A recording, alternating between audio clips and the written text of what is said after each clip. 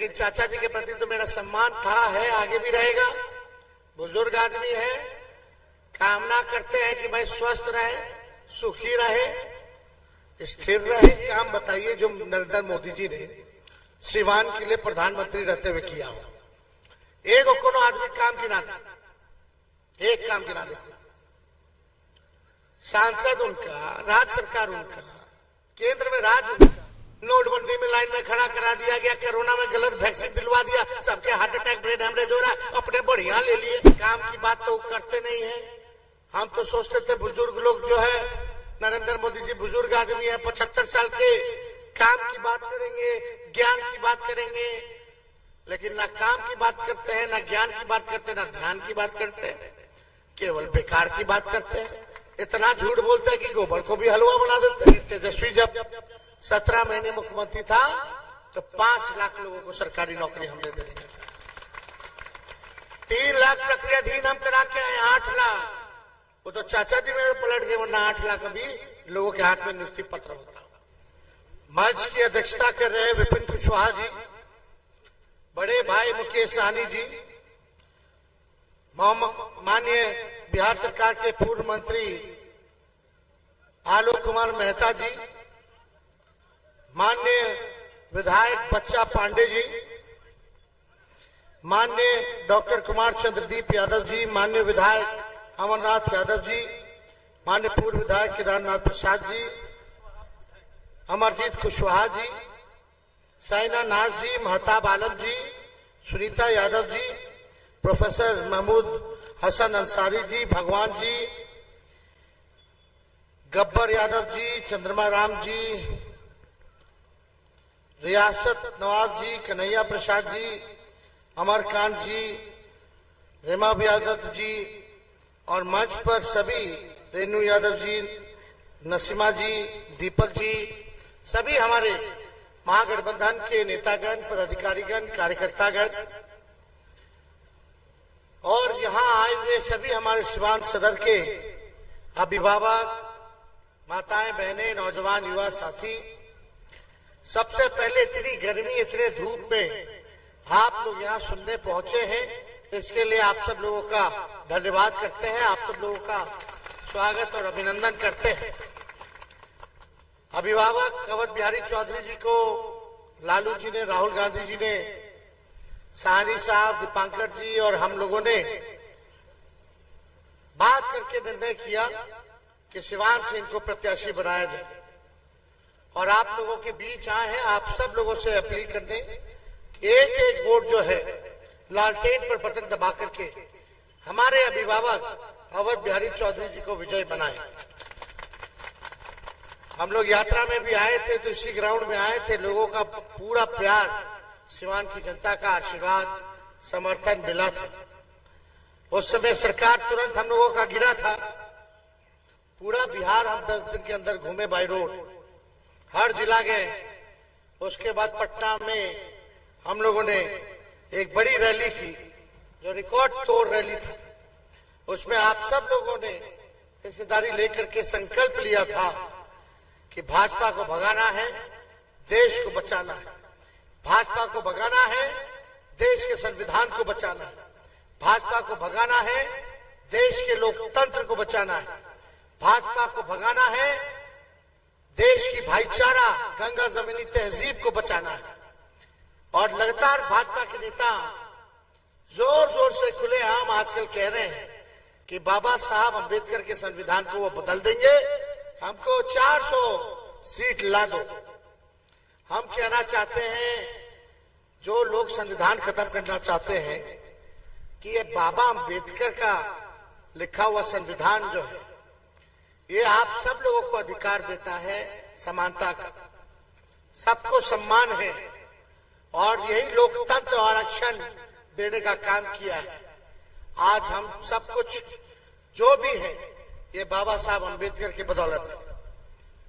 तो इसलिए भाजपा का एक सबसे बड़ा मकसद यही है कि 400 सीट इसलिए लाना चाहते हैं कि देश के संविधान को वो खत्म कर दें।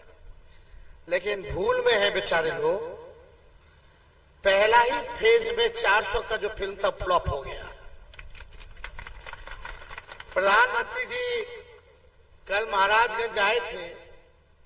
हर बार चुनाव में आते हैं लेकिन बिहार के बारे में कुछ नहीं कहते। 10 साल उन्होंने क्या किया प्रधानमंत्री रहते बिहार के लोगों के लिए। अगला 5 सालों का करिए कुछ ना कहो।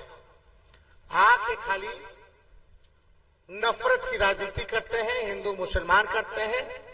लालू जी और तेजस्वी को जी भर के गरियावे ले, लेकिन अपन 10 साल के हिसाब नहीं के देते। सबसे बड़ा मुद्दा बेरोजगारी, महंगाई, गरीबी का है। लेकिन हमारे प्रधानमंत्री न गरीबी के ग बोले ले, ना महंगाई के म, ना बेरोजगारी के प। क्योंकि 10 साल तक उन्होंने केवल धोखा किया। खासतौर पर बिहार के साथ सौतेला व्यवहार किया गया। 40 में से 39 सांसद बिहार ने दिया और प्रधानमंत्री जी ने बिहार के लोगों को ठेंगा दिखाया। सौतेला व्यवहार किया।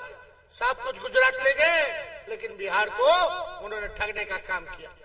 और यहां आप देख सकते हैं वो हेलीकॉप्टर जिसको हम बोलते हैं वो ट्रैक्टर है। ये जो खास बात सिवान सदर में जो सभा हम कर रहे हैं, ये मेरा 200वां सभा है, डबल सेंचुरी। डॉक्टर साहब ने तो हमको पहले ही कहा दिया था कि तेजस्वी जी आपके जो हड्डी के चोट है आप कंप्लीट बेड रेस्ट कीजिए। अब डॉक्टर साहब की कहानी है तेजस्वी अब तबे बेड रेस्ट ली जब नरेंद्र मोदी जी के बेड रेस्ट करा। एक काम बताइए जो नरेंद्र मोदी जी ने सिवान के लिए प्रधानमंत्री रहते हुए किया हो। एक कोनो आदमी काम गिना दे, एक काम गिना दे। सांसद उनका, राज्य सरकार उनका, केंद्र में राज्य उनका। कितना साल से सांसद जीत रहे एनडीए का? 15 साल। राज्य सरकार कितना साल से बाद? 17 साल। अगर हमारा के 17-18 महीने छोड़ देता हो 17 साल से। और केंद्र में सरकार कितना से? 10 साल से। हुमाच के लोग वोट दिया, एनडीए को जिताया, क्या मिला सिवान को? उस अनुपात में कुछ मिला? क्या बेरोजगारी दूर हो गया क्या सिवान के लोगों का? क्या गरीबी कम हो गई कि महंगाई कम हो गई? कुछ नहीं किया इन लोगों ने, केवल ठगा है, ठगा। लेकिन तेजस्वी जब 17 महीने मुख्यमंत्री था तो 5 लाख लोगों को सरकारी नौकरी हमने दे दी। 3 लाख प्रक्रियाधीन हम करा के आए, 8 लाख। वो तो चाचा जी मेरे पलट गए, वरना 8 लाख अभी लोगों के हाथ में नियुक्ति पत्र होता। लेकिन चाचा जी के प्रति तो मेरा सम्मान था, है, आगे भी रहेगा। बुजुर्ग आदमी है। कामना करते हैं कि भाई स्वस्थ रहे, सुखी रहे, स्थिर रहे, ये हमारी कामना है। लेकिन आप सब लोगों को हम ये कहना चाहते हैं कि हम लोगों का सरकार अगर बनेगा तो राहुल गांधी जी हम लोगों ने निर्णय किया है कि देश भर में 1 करोड़ नौजवानों को सरकारी नौकरी हम लोग देने का काम करेंगे। हर गरीब परिवार की महिलाओं को 1 लाख रुपया सालाना हर साल हम लोग देंगे। यानी हर महीने 8,333 रुपया गरीब बहनों के खाते में डायरेक्ट खटाखट चला जाएगा। और यही नहीं, अग्निवीर योजना को खत्म किया जाएगा। साथ ही साथ गैस सिलेंडर 500 रुपया किया जाएगा। 200 यूनिट फ्री में बिजली हम लोग दिलाने का काम करेंगे। और हमें पूरा विश्वास है कि हम लोगों का सरकार जो है बन रहा है। वो लोग 400 कहना भूल गए, अब हम लोग कहते हैं 300 पार। प्रधानमंत्री जी कितना बार आ चुके बिहार?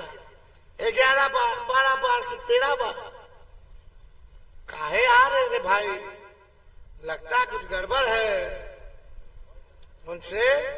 उनको खबर हो चुका है कि बिहार के लोगों ने मिजाज बना लिया है कि भाजपा को इस बार भाजपा को बिहार से भगाना है। लेकिन कोई फर्क पड़ने वाला नहीं है आने जाने से।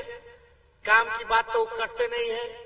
हम तो सोचते थे बुजुर्ग लोग जो है, नरेंद्र मोदी जी बुजुर्ग आदमी है, 75 साल के, काम की बात करेंगे, ज्ञान की बात करेंगे। लेकिन ना काम की बात करते हैं, ना ज्ञान की बात करते हैं, ना ध्यान की बात करते हैं, केवल बेकार की बात करते हैं। इतना झूठ बोलते हैं कि गोबर को भी हलवा बना देते हैं। हर बात पे झूठ। भाइयों बहनों, 15-15 लाख रुपए आएंगे खाते में। भाइयों बहनों, अच्छे दिन आएंगे। बताओ अच्छे दिन आ गए क्या? गरीब गरीब होता, अमीर अमीर हो जा। आई कह रहे अच्छे दिन कहाँ गया? अच्छे दिन महंगाई खत्म कर देंगे, गरीबी मिटा देंगे, किसान भाई का आय दुगुना कर देंगे, सबके पक्का मकान दे देंगे। अब जा तो हिसाब लीजिए, नोटबंदी में लाइन में खड़ा करा दिया गया, कोरोना में गलत वैक्सीन दिलवा दिया, सबके हार्ट अटैक ब्रेन हेमरेज हो रहा, अपने बढ़िया ले लिए। हाँ, खाली प्रचार पे प्रचार और कोनो काम नहीं खे। खैर जनता अब समझ गई उनके जालसाजी को। अब जवाब देने के बाद आज मेरा 8-8 जगह कार्यक्रम है, तो आप लोगों का आशीर्वाद है ना? एकजुट रह करके देखिए, सबसे अनुभवी है, सबसे ज्ञानी आदमी है, इसलिए सिवान के हर एक गांव के बारे में इनको जानकारी है, हर लोग के बारे में जानकारी है। मंत्री रहे, स्पीकर रहे, जितना प्रत्याशी सबसे ज्यादा अनुभवी यही है। सबको साथ लेकर के चलते हैं, किसी का नुकसान करने वाला आदमी नहीं क्या वो बिहारी। इसलिए एक साथ रहिए और इनको जिताइए। तो बोले जीत का माला पहना दे। चलिए,